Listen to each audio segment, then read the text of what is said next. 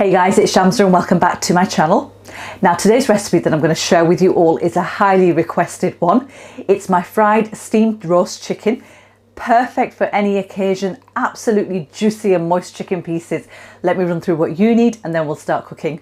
So the ingredients you're going to need are 8 pieces of chicken thigh and drumstick here, and what you can see is I've cleaned them, washed them, and I've actually put in gashes there. So I've put slits in there, and that's going to help the marinade get into that meat really nicely. And also you need 1 cup of natural yogurt. I've got the juice of half a lemon here. I've got 2 cups of water, and we also need oil when we come to fry the chicken pieces. And I have 1 tablespoon of the following spices. I've got salt, chili powder, coriander powder, garam masala, and degi mirch, which is Kashmiri mirch. I've got half a teaspoon of ground black pepper here, and I've got 1/4 of a teaspoon of red and orange food colouring. This is optional, but again, it does add that authentic tandoori colour to the chicken. I've got 1 extra tablespoon of salt here. I've got the same of oil, and here I have a piece of ginger, which I've just sort of like sliced into 7 to 8 pieces. I've got 6 fresh garlic cloves peeled, and I've got 3 bullet chilies. You also need a pestle and mortar. You need a small ceramic bowl, and I'm using this steamer which came with my old microwave. Now if you don't have this, then you can just use a normal steel colander like this to steam the chicken in. So let's start cooking. Forgot to show you this, guys. This actually comes with the old microwave, so this kind of just goes on top with the steamer, so it's kind of like covers it to help it steam. If you don't have that, just use the lid of a normal pot that you're going to be steaming in. It'll be perfectly fine. Okay, so the first thing we're going to do is we're going to prepare our meat, and to do that, what we're going to do is we're going to take our tablespoon of salt, and we're just going to pop that all over the chicken. Just give that a shake. Just make sure you get it all over and coat that chicken really nicely. Just mix it in like that. You can use your hands if you want, that's entirely up to you. And then what I'm going to do is I'm going to leave that to sit for 30 minutes, and after 30 minutes I'm going to wash that thoroughly just to get rid of all of that salt, and just pop it into a colander and just let it rest for about 10 minutes so it drains out all the water, and then we'll move on to the next stage of the recipe. Okay, so whilst the meat is marinating there, I'm gonna take my ginger, garlic and chilies, and I'm gonna bash them up. So I'm just gonna slice the chilies up just so it helps me when I bash them up.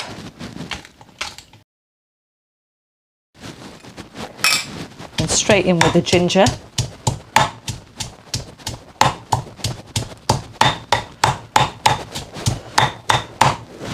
And the garlic.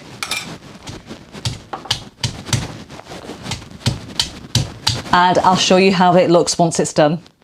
Okay guys, this is now done, and this is the consistency, the texture that we're looking for, and this gives you approximately 2 tablespoons of this ginger, chili and garlic mix, and all we need to do is just pop that to the side, and let's move on to the next stage of the recipe. Right, so to prepare the marinade, what we're going to do is we're going to take our mixture of ginger and garlic and chilies and just add that straight into the yogurt that we've got.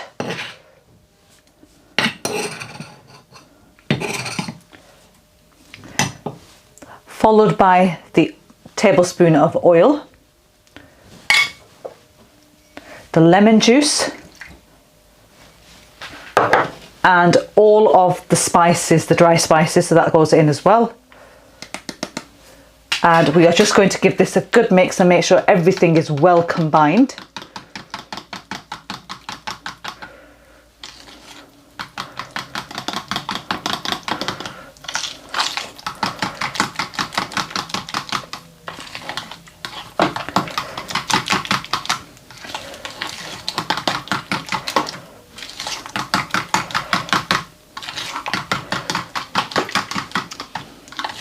There we are, just look at that beautiful bright red orange colour there. And we're just going to transfer this into a bigger bowl and just set that aside. Right, okay, now the next step is the frying of the chicken. So get yourself a nice krai or a frying pan, and we're going to add oil into this. So enough oil to be able to sort of like deep fry the chicken pieces. So just like that. And you want to get that really nice and hot. Now, I did forget, guys, to mention that I do have an oil thermometer. Now, if you don't have one of these, just make sure you get it really nice and hot, because when you add the chicken in, the temperature of the oil will drop, and you want it hotter rather than colder oil. So I'm going to pop my oil thermometer inside, and we want it, if you have one of these, fantastic. If you don't, not a problem at all. You want the temperature of the oil to be 180 degrees C.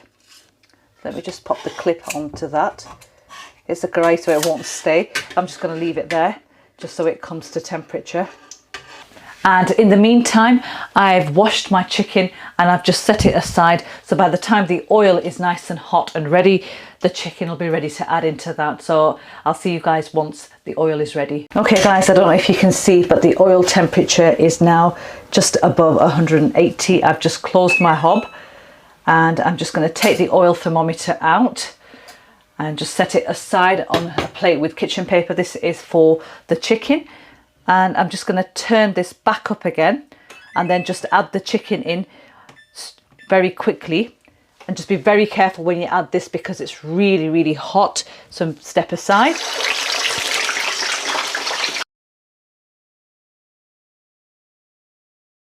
Right, so I added 4 pieces of chicken into this, and we're going to cook these for about 6 minutes, 3 minutes on each side. And then we'll take them out onto some kitchen paper and let them drain, and then continue with the other 4. My hob setting is on the highest, which is 9, and it is going to remain on the highest setting all throughout the cooking of the chicken. Okay, 6 minutes later, and I'm just going to show you what you're looking for.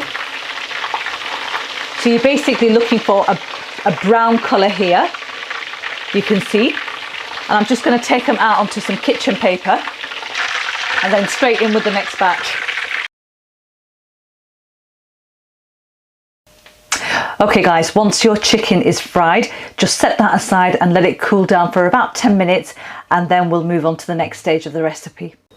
Right, okay guys, I've transferred my marinade into a larger bowl. My chicken has had 10 minutes cooling time, and all I'm going to do now is I'm just going to add this straight in and just make sure I coat it with this lovely marinade, and make sure you get it into the gashes as well. I'm going to take the spoon out actually, and I'm going to go straight in with my hands. So one by one, just add the pieces in and just make sure they are really nicely coated.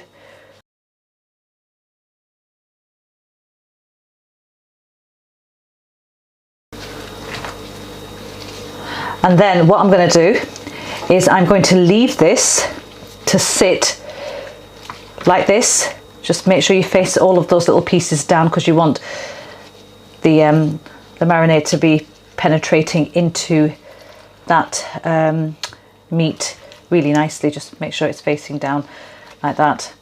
And we're going to allow that to sit for half an hour like that. And then after half an hour, we'll start the steaming process. So I'll see you guys back in about 30 minutes. Right, okay, so after 30 minutes, what I'm going to do is I'm going to get myself a pot, and I'm going to add 2 cups of water into this and just bring it up to the boil. Right, okay, so once this has come up to the boil, I'm going to reduce the temperature of my hob to a slow simmer.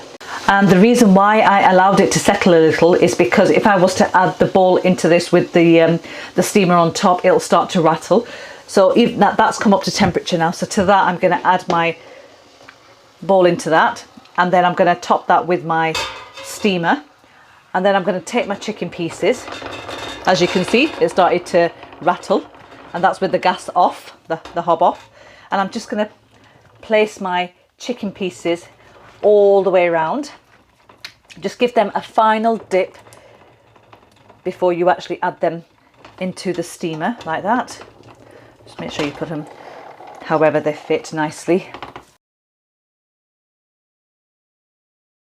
So I'm just going to take my gloves off, and I'm just going to discard that marinade now. We don't need that anymore.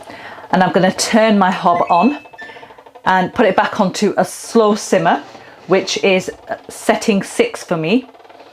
And we're going to steam this now with the lid on. Now mine actually comes with this lid, so with the steamer, that's the lid that came with it. And I'm just going to allow that to steam now for approximately 35 to 45 minutes. And after 45 minutes, it should be done. You don't have to do anything to it. Just keep an eye out for the water.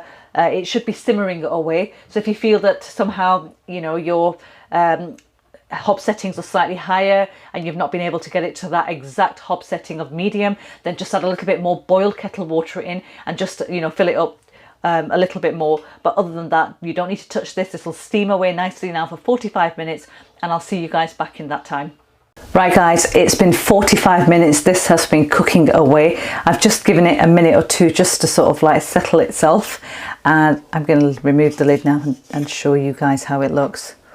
Whoa, look at that. Doesn't that look absolutely beautiful? So I'm now going to just pick one piece up and just turn it over so you guys can see. Gosh, look at that. Just pick that one up. It's so soft and absolutely delicious. Just look at that.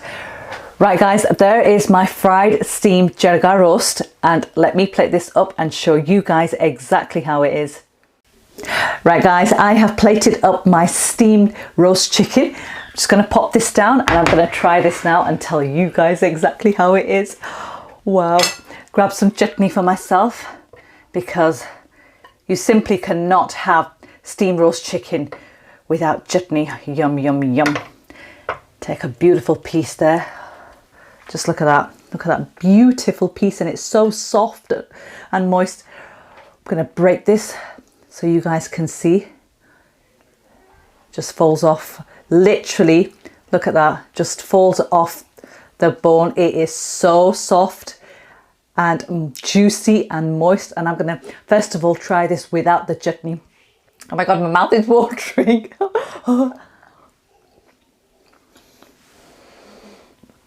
Wow.